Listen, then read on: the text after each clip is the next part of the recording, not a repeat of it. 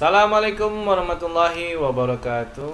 Bismillah walhamdulillah wassalatu wassalamu ala rasulillahi sallallahu alaihi wa alihi sahbihi wasallam. Allahumma salli ala sayyidina Muhammadin wa ala alihi wa sahbihi wasallam wa adada khalqika wa ridha nafsika wa zinata arshika wa midada kalamatik. Ashhadu an la ilaha illallah wahdahu la syarika lah wa ashhadu anna sayyidina Muhammadan abduhu wa rasuluh la nabiyya ba'da. Amma ba'd. Hello, how are you guys? How are you kids? Apa kabar semuanya? Kaifa halakum? Insyaallah fil khair ya. Alhamdulillahirabbil alamin. Semoga kita semua guru-guru di Primary GIS2 Serpong, kalian semua murid-murid di Primary GIS2 Serpong dan ayah bunda dan seluruh muslimin dan muslimat di seluruh bagian bumi, semoga selalu diberikan kesehatan oleh Allah Subhanahu wa taala, perlindungan dari wabah penyakit Covid ini, dan juga perlindungan dari segala hal yang berbahaya bagi kehidupan kita di dunia dan di akhirat ya. Amin ya rabbal alamin. Rabbi zidna ilman nafi'an warzuqna fahman waj'alna minas salihin. Mudah-mudahan Allah menambahkan kita ilmu, menambahkan kita kepahaman, dan menggabungkan kita dalam barisannya orang-orang yang soleh. Baik, pada pertemuan kali ini kita akan melanjutkan materi tentang wali sanga atau wali songo. Nah, kita sudah masuk nih kepada wali songo yang ke-7, 8, dan ke-9, yaitu Sunan Kalijaga, Sunan Kudus, dan Sunan Giri, berdasarkan urutan yang ada di dalam buku Islami kita ya. Baik, sebelum kita memulai, yuk kita membaca basmalah bersama-sama. Bismillahirrahmanirrahim. Baik, pembahasan selanjutnya yang pertama tentunya adalah pengertian dan anggota wali songo. Pengertian, terutama pengertian wali sanga atau wali songo ya, agar kita nggak lupa nih. Wali songo itu adalah suatu kelompok pemuka agama yang terdiri dari 9 ulama, 9 scholars, 9 cendekiawan atau 9 ulama. Cendekiawan atau ilmuwan dalam bahasa Arabnya itu ulama jamak. Kalau seorang ilmuwan atau seorang cendekia, maka alim disebutnya ya, karena hanya satu orang. Nah, para ulama wali songo ini hidup di antara abad ke-14 dan abad ke-16 Masehi. Jadi sudah cukup lama, sekitar 600 hingga 420 tahun lalu ya. Nah, kita sudah masuk nih ke urutan yang ke-7, 8, 9, yaitu bisa kalian lihat juga Sunan Kalijaga yang bernama aslinya Raden Said, kemudian Sunan Kudus yang bernama asli Ja'far Shadiq, dan yang ke-9 Sunan Giri yang bernama asli Raden Paku. Nah, seperti biasa ditampilkan foto Masjid Agung Demak. Kenapa? Karena tentunya seperti yang sudah sering dijelaskan sebelumnya, bahwa Masjid Agung Demak adalah tempat berkumpulnya para ulama wali songo untuk membicarakan rencana atau perencanaan dakwah di Pulau Jawa, menyelesaikan masalah-masalah yang terjadi di masyarakat dan sebagainya. Jadi tempat musyawarah atau tempat meetingnya, kalau dalam bahasa Inggris meetingnya wali songo itu di Masjid Agung Demak, karena wali songo itu memang di bawah masih di bawah Kesultanan Demak. Jadi memang dikelola oleh Kesultanan Demak ya. Baik, kita akan mulai nih masuk ke Sunan yang ke-7, yaitu Sunan Kalijaga atau Raden Said. Baik, Sunan Kalijaga atau Raden Said, beliau merupakan seorang ulama yang terbilang punya peran sangat penting nih dalam penyebaran Islam di Pulau Jawa. Kenapa sih? Karena Sunan Kalijaga ini terkenal sekali, dakwahnya itu gampang diterima oleh masyarakat di Pulau Jawa saat itu. Nah, masyarakat Pulau Jawa saat itu kan tidak seperti masyarakat di Pulau Jawa seperti kita saat ini yang sudah mengenal handphone, TV, komik, dan sebagainya. Tapi zaman dulu kan kebudayaannya itu masih wayang kulit, wayang golek, wayang orang, kemudian kesenian tembang-tembang, syair. Tembang itu berarti syair. Syair itu seperti puisi, kemudian seperti apa? Gurindam dan semacamnya. Nah, Sunan Kalijaga itu sangat mudah diterima dakwahnya karena beliau selalu memasukkan corak kebudayaan di dalam dakwahnya atau melakukan proses yang namanya mengislamisasi budaya Jawa yang ada. Nah, maksudnya apa tuh mengislamisasi budaya Jawa yang ada? Yaitu maksudnya adalah memasukkan nilai-nilai keislaman ke dalam berbagai kebudayaan di Pulau Jawa saat itu. Contoh, kan wayang itu ada cerita. Nah, cerita pewayangannya diganti dengan cerita-cerita keislaman.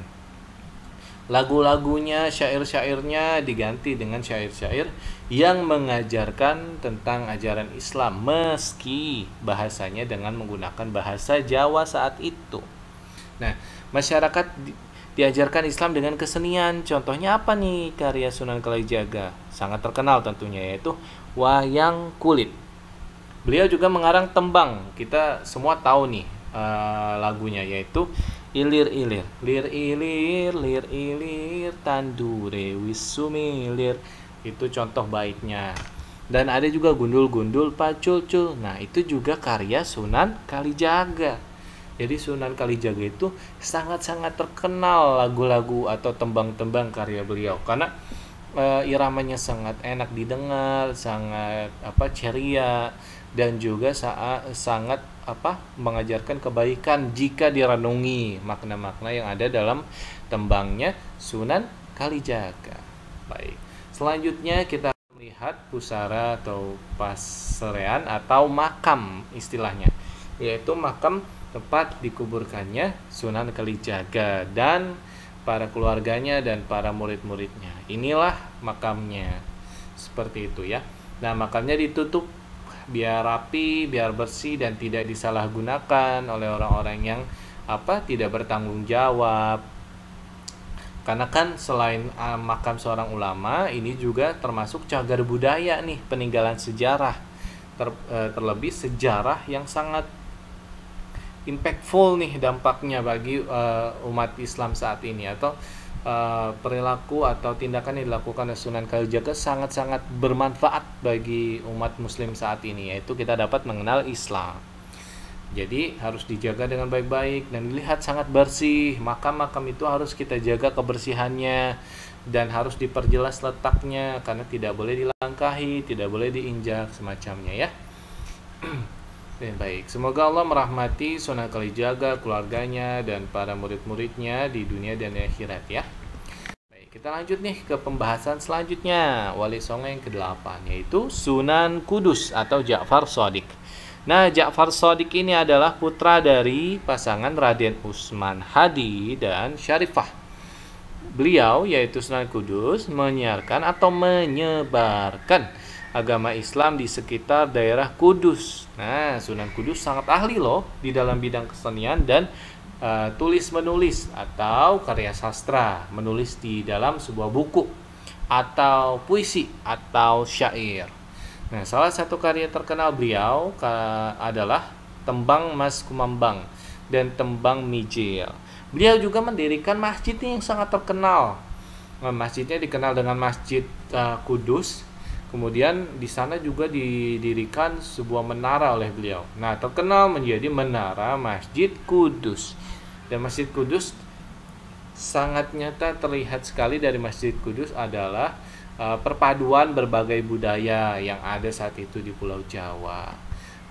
Nah, seperti yang tadi kita melihat sekarang foto dari makam Sunan Kudus. Coba dilihat. Berbeda ya corak makamnya dengan atau desain makamnya dengan makam Sunan Kalijaga. Kenapa ya?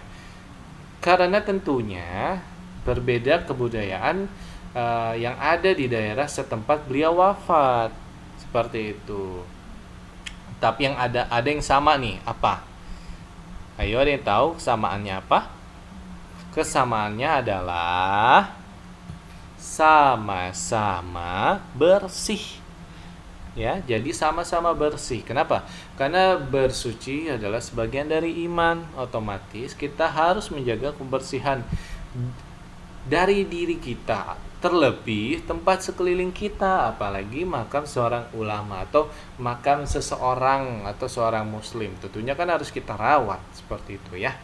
Karena semua orang akan masuk ke dalam kubur. Oleh karena itu kita harus saling merawat satu sama lain. Lanjut ya, semoga Allah Subhanahu wa taala juga selalu merahmati Sunan Kudus, keluarganya dan murid-muridnya ya. Di dunia dan di alam barzakh yaitu alam kubur, di dunia dan di akhirat. Amin ya rabbal alamin. Selanjutnya kita akan masuk ke pembahasan Sunan Giri. Nah, Sunan Giri ini punya nama asli. Sunan Giri nama aslinya adalah Raden Paku. Tapi beliau juga punya banyak sekali julukan nih. Yang pertama, Prabu Satmata. Kedua, Sultan Abdul Fakih. Dan ketiga, Jaka Samudra. Dan selanjutnya juga punya julukan Maulana Ainul Yakin. Nah, Sunan Giri ini adalah putra dari pasangan Maulana Ishak dan Dewi Sekardadu. Nah, Dewi Sekardadu merupakan putri dari Raja Blambangan. Jadi Sunan Giri itu keturunan seorang raja di Pulau Jawa.